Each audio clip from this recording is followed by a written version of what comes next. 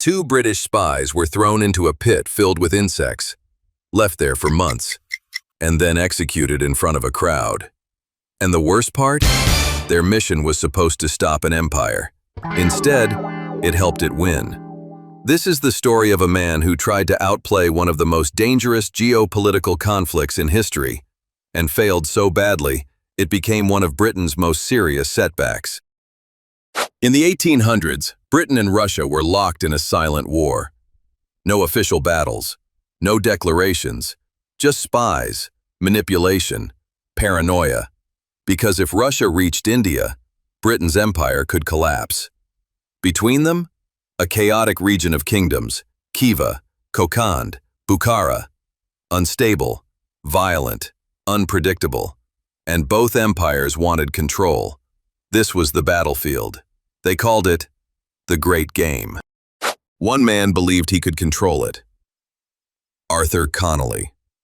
A soldier, a spy, an idealist. He didn't just want to play the game, he wanted to win it.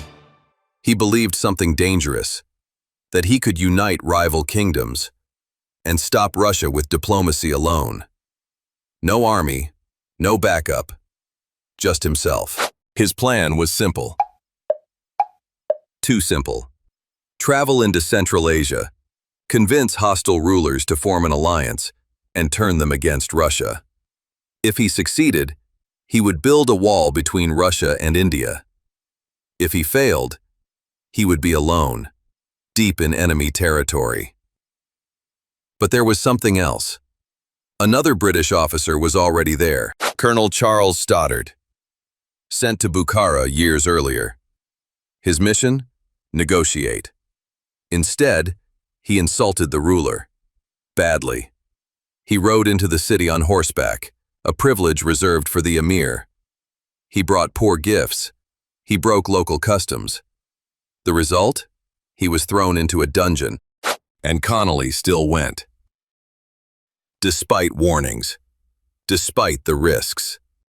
In 1841, he rode into Bukhara, straight into the hands of one of the most dangerous men in the region, Nasrullah Khan, a ruler known for paranoia, for brutality, for executions.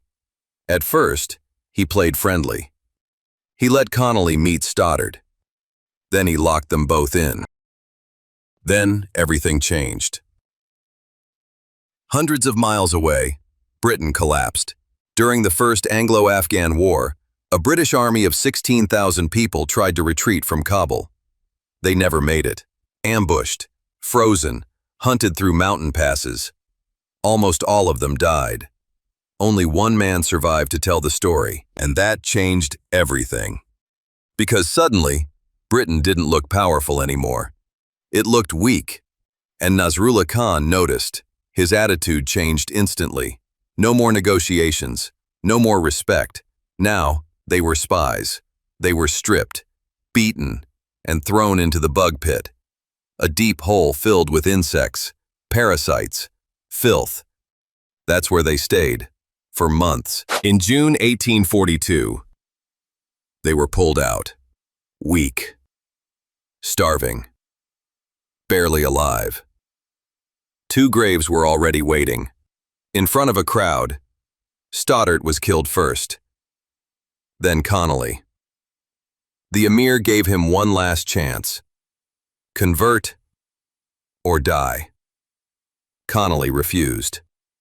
He knew what was coming, and still, he chose death. Moments later, he was executed. So did one spy destroy an empire? No. But he exposed something worse, the limits of British power. One failed war, one failed mission, and suddenly, the empire didn't look unstoppable anymore. Russia gained confidence. Local rulers stopped fearing Britain. Everything shifted. And the Great Game? It was never a game. Conolly thought he could control the chaos. He couldn't. He didn't stop the game.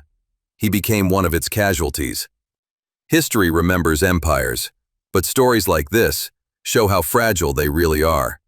If you want more stories about the hidden wars that shaped the world, subscribe.